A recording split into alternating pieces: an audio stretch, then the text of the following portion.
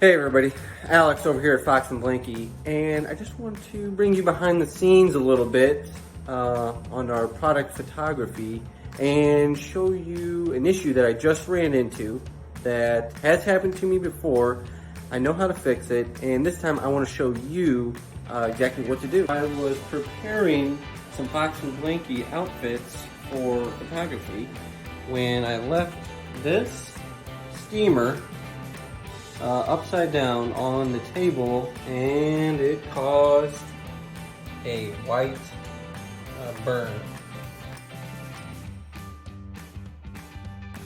The only thing that you'll need is a hairdryer. So how convenient. You don't have to go to the store, nothing extra to buy, just a hairdryer.